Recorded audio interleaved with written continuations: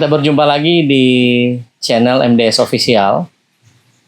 Pada kesempatan ini saya akan membagikan materi mengenai hukum tata negara. Sahabat dan kerabat MDS, rekan-rekan sekalian, sebenarnya hukum tata negara ini adalah hal yang sudah cukup umum dan sudah sering dibahas ya. Namun pada kesempatan kali ini saya akan lebih kepada hal-hal yang bersifat teknis sebagai bagian dari pembelajaran mata kuliah hukum tata negara. Di mana dalam materi yang akan saya bagikan pada kesempatan ini, kita akan berbicara mengenai istilah hukum tata negara, kemudian pengertian hukum tata negara, objek kajian hukum tata negara, ruang lingkup hukum tata negara, serta hubungan hukum tata negara dengan ilmu lain. Kegunaan atau tujuan belajar hukum tata negara antara lain adalah agar kita maupun mahasiswa mampu untuk memahami konsep ketatanegaraan secara baik dan benar dan menjadi warga negara yang baik serta melek konstitusi. Kemudian juga mampu untuk mengajarkan konsep-konsep ketatanegaraan. Kedudukan hukum tata negara dan kaitannya dengan konstitusi, hukum tata negara dan hukum administrasi negara merupakan sumber keilmuan konstitusi negara yang ditopang oleh pengantar ilmu hukum dan pengantar hukum Indonesia.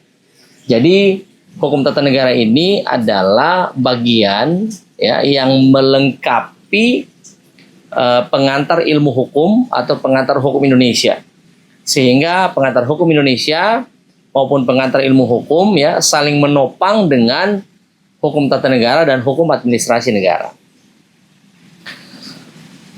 Dalam prakteknya ya, kedudukan dalam keilmuan ditopang oleh ilmu politik kenegaraan dan ilmu hukum.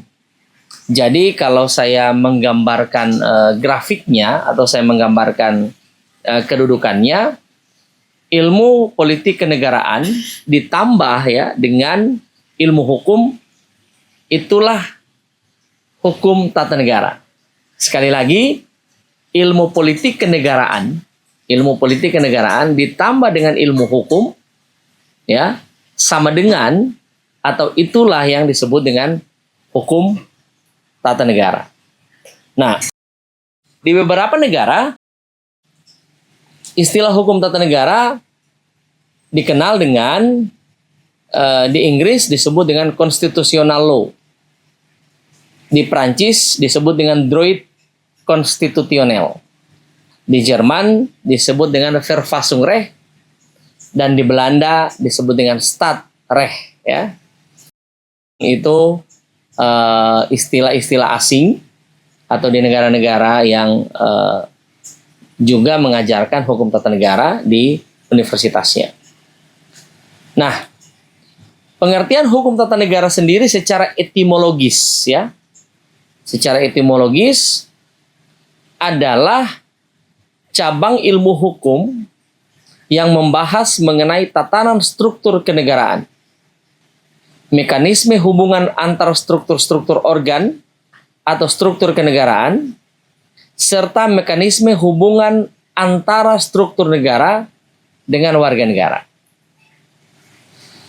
Ada beberapa pendapat ahli yang cukup terkenal mengenai hukum tata negara. Saya akan sebutkan beberapa di antaranya.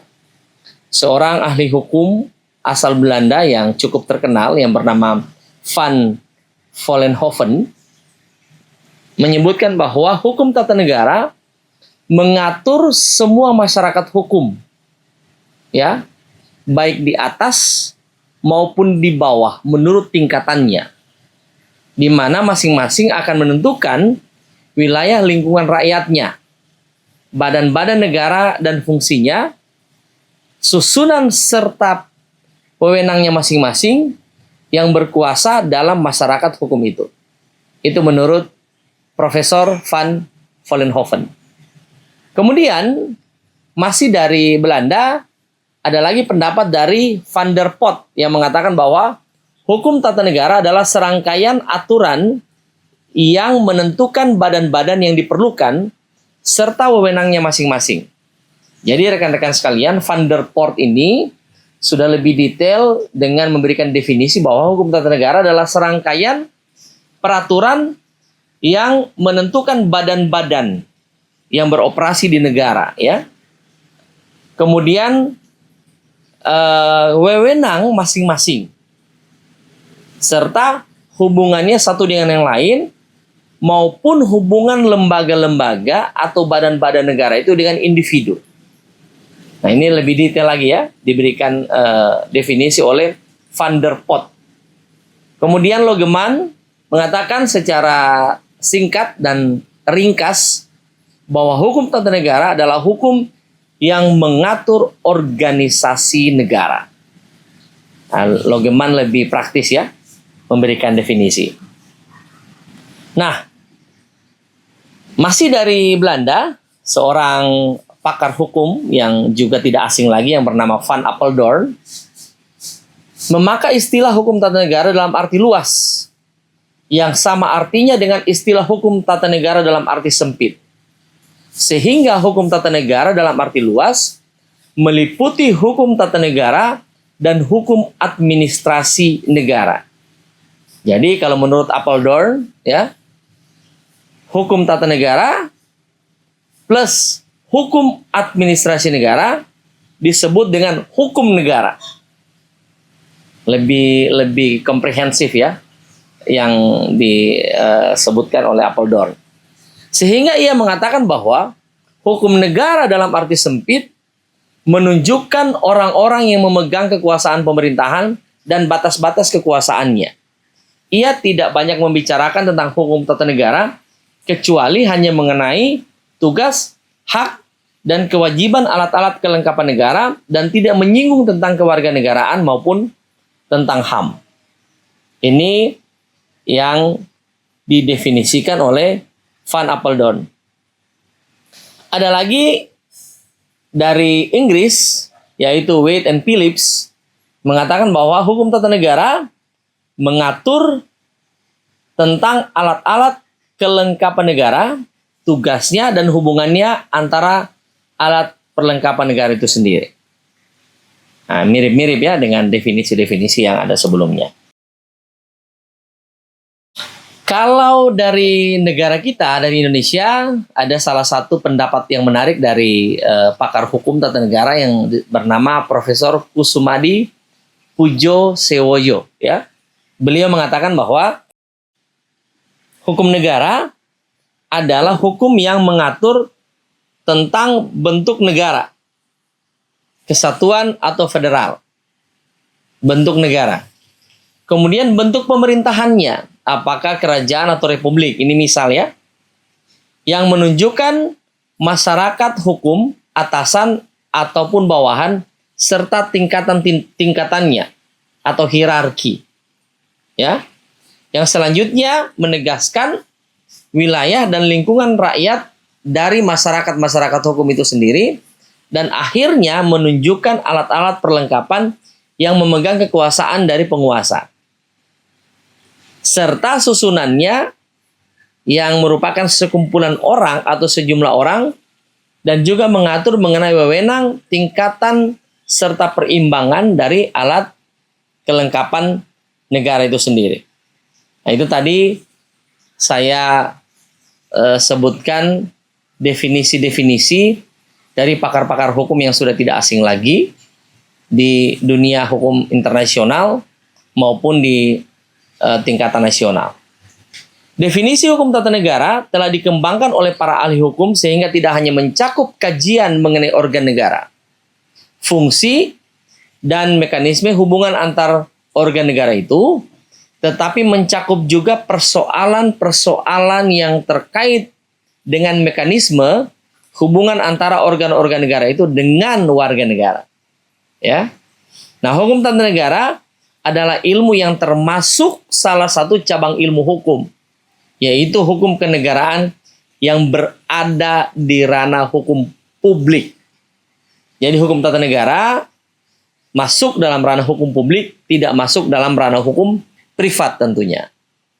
Nah, apa saja objek kajian hukum tata negara, saudara-saudara dan rekan-rekan sekalian? Kalau kita telaah dalam arti yang lebih komprehensif, maka objek hukum tata negara sudah pasti negara. Ya, objek hukumnya. Kemudian kalau kita lihat dari sisi kajian hukum tata negara, negara dalam hal ini dipandang dalam sifat dan pengertiannya yang konkret. Jadi negara dalam arti yang konkret, bukan dalam arti yang filosofis. Itu yang dibahas dalam hukum tata negara. Terikat pula pada tempat, keadaan, dan waktu tertentu. Karena hukum tata negara tentunya mempelajari ya ikatan-ikatan dalam waktu tertentu dari berjalannya sebuah negara. Nah, mungkin negara A di masa lalu dia menganut sistem republik. Tapi kemudian dia bisa saja berubah menjadi sistem yang lain. Atau di masa lalu dia menganut monarki, kerajaan seperti Prancis. Sesudah revolusi Prancis, dia menjelma menjadi republik. Jadi ada ikatan-ikatan ya yang dibatasi oleh waktu. Nah, itulah hukum tata negara yang mempelajari hukum tata negara dari waktu ke waktu yang dibatasi juga oleh waktu. Nah, kemudian dari pengertian negara yang demikian kemudian dipelajari lebih mendalam. Jadi limitasi waktu. Kita mau mempelajari tentang Inggris atau Prancis di masa apa? Kita mempelajari tentang Indonesia di masa apa? Di masa pra kemerdekaan kah? Atau di masa kemerdekaan, sesudah kemerdekaan? Karena kita pernah demokrasi terpimpin, pernah juga kita kabinet sistemnya parlemen, ya. Jadi di masa-masa itu ada limitasi-limitasi waktu yang membatasi pelajaran dari hukum tata negara itu sendiri. Jadi dalam hukum tata negara yang dikaji adalah aspek hukum yang membentuk dan dibentuk oleh organisasi negara.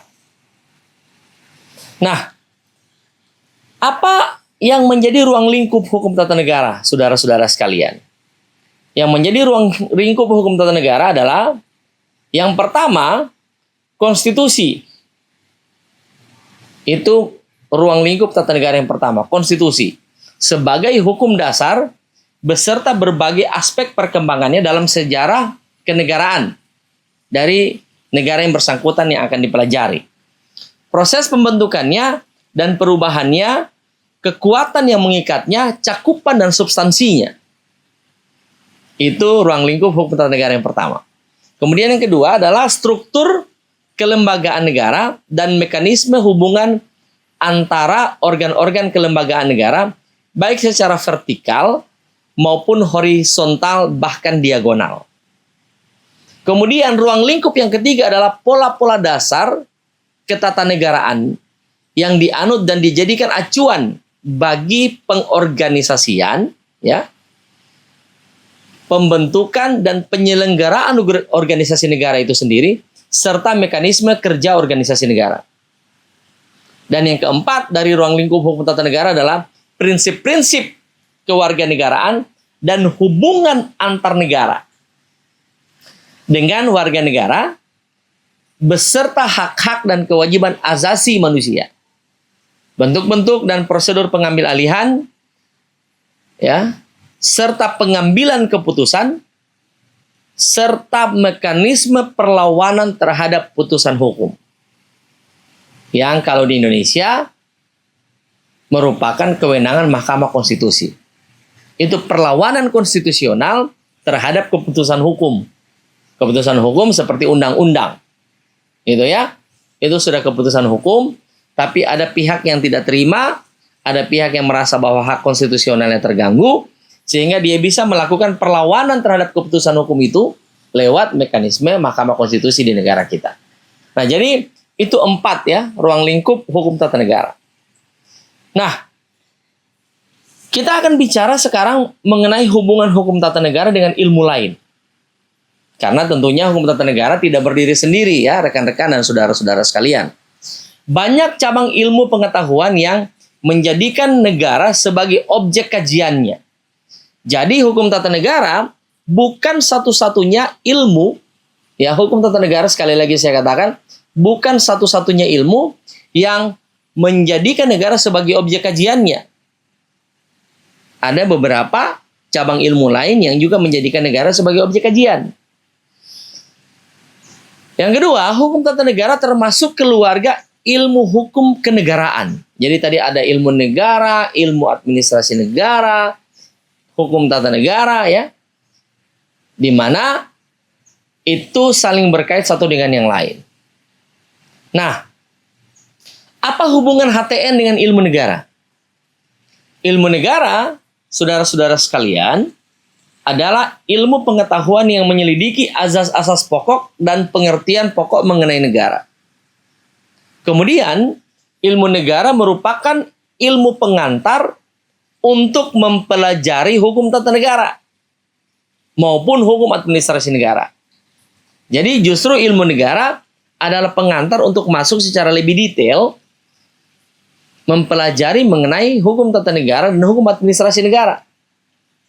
Yang diutamakan dalam ilmu negara adalah nilai teoritis ilmiah. Sekali lagi, yang diutamakan dalam ilmu negara ini secara filosofis ya. Kita bicara di awan-awan ya, kita bicara di langit ilmu negara itu. Ya, bicaranya tinggi ya, bahasa-bahasanya bahasa-bahasa keilmuannya, bahasa-bahasa para profesor lah ya, kira-kira begitu. Sedangkan dalam hukum tata negara dan hukum administrasi negara terkait pula dengan norma hukumnya dalam arti positif. Jadi lebih praktis dan lebih teoritis mempelajari hukum tata negara dan hukum administrasi negara daripada ilmu negara. Nah, oleh karena itu rekan-rekan sekalian, ilmu negara sering disebut sebagai Swiss-Senskaf atau induk dari ilmu tata negara dan ilmu administrasi negara. Sedangkan hukum tata negara dan juga hukum administrasi negara disebut dengan Norm-Wissenschaft. Sehingga ilmu negara tidak mempunyai nilai praktis. Orang yang mempelajari ilmu negara tidak memperoleh hasil yang dapat langsung dipakai dalam praktik. Seperti yang saya bilang tadi, ilmu negara itu ada di awan-awan secara filosofis. Sehingga disebut dengan Science-Wissenschaft. Sedangkan yang lebih konkret, yang lebih teoritis, yang lebih praktis, itu adalah Norm-Wissenschaft.